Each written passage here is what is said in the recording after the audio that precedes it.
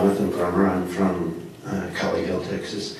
I've actually got 4 questions. I'll just read them and then I'll give you the sheet so you can read them over again. And some of these might be repeated from a previous meeting y'all were in. A lady asked me to ask this. And first question is, why is federal money allocated to bike and pedestrian trails when we don't have any money for to fund roads? Second question is, what does sustainable development mean? 3, if Proposition 1 passes, how will that money be distributed throughout the region? And number 4, the $28 million that's going to bike and ped and other projects, how can we track that, where it's going and how it's being used? So the first 3, or the first 2, Carla, and the last one, and then Dan, you've got the third one? Who would like to tackle first? Let Carla start. Okay. And Christie, and then... Okay, let me put my thoughts together really quick. So maybe, go ahead. So the first thing I'll mention is the bicycle pedestrian money. The question was, why is it going to that type of projects instead of something like roads? So the pool of money that we're awarding comes from a specific set aside in MAP 21, which is the federal transportation bill. So there's federal guidance on how we can use that money. A percentage of it has been given to the DOT of Texas, TxDOT, and then they provide a formula allocation to the MPO. There is not flexibility within that money. It has some restrictions. You can't do maintenance with it. That's one of the rules that Congress passed.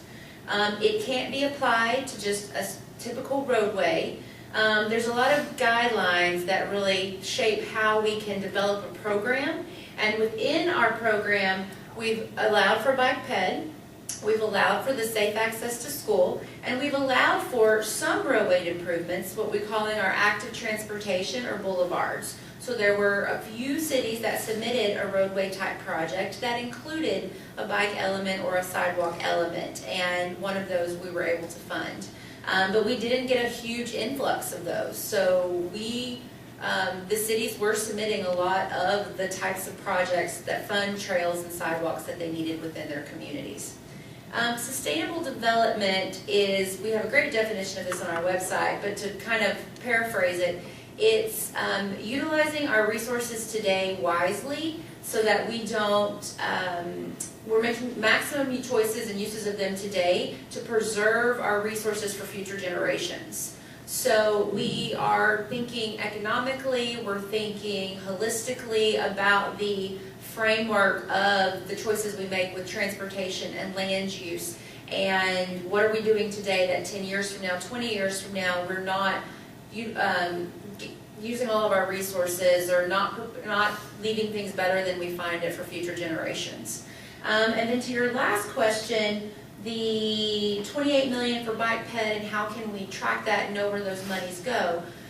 So once the projects have been awarded in October, they will go in the Transportation Improvement Program through Christie's process. That is a public document that's tracked over time, and it shows the funding years when projects will be implemented.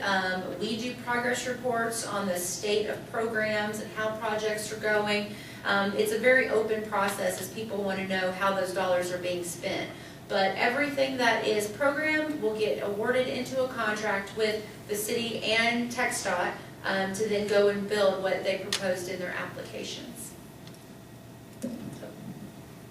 With regard to how to track projects as well, we do have a website, or on our website, if you go to the transportation funding portion, we have a link that you can click on that we call the project search engine, so you can search at any time in that way, and you can actually search by project type. So if you want to see all bicycle pedestrian projects or all arterial roadway projects, you can do that.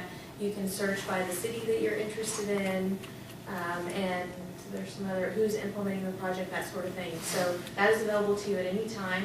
Carla's right, we will, once she finishes project selection and our policy board takes action, we will then include those in the transportation improvement program. Her transportation alternative funds are called Category 9 within the state of Texas, so they're just defined that way. So you will see us refer to them as Category 9/TAP for Transportation Alternatives Program. So that's an easy way to see them in the future as well. With regard to how the Proposition 1 funds, assuming that the election is successful and we receive funds, the state is actually going through a process now to determine how to distribute the funds across the state. They have to distribute them by formula. So they are looking through all the different formulas they have to see what is the best way to do that. So they think there's going to be a combination of some money will come to us via the maintenance formula. So they'll set aside some funds for maintenance. They'll set aside some funding for capacity enhancements, and they're looking for the proper formula. We have several different ones. So sometimes they award money to the districts within TxDOT, and then the districts decide how to spend the money. Sometimes they award it to a combination of the districts and the Metropolitan Planning Organization, and that fund has a formula, so they're reviewing those to determine the right mix. Once the funding actually comes to our region, we actually have a regional policy to split the funding between the eastern and western portions of our region. So we divide those according to the TxDOT districts. So the TxDOT Fort Worth district is basically the west for our region, and the TxDOT Dallas district plus Hunt County, which is in the Paris district, makes up our eastern sub-region.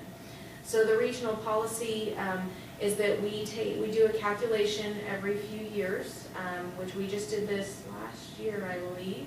And we look at the population, the employment, and the vehicle miles and travel, so how much travel is occurring in each of the different parts of our region to determine what split should be used.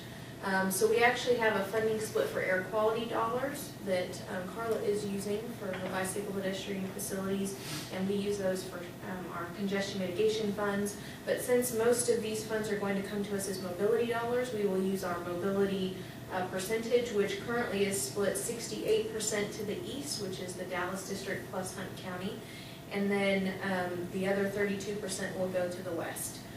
From that point, then the RTC will make decisions on the RTC and TxDOT together will make decisions upon how to select or what projects to select.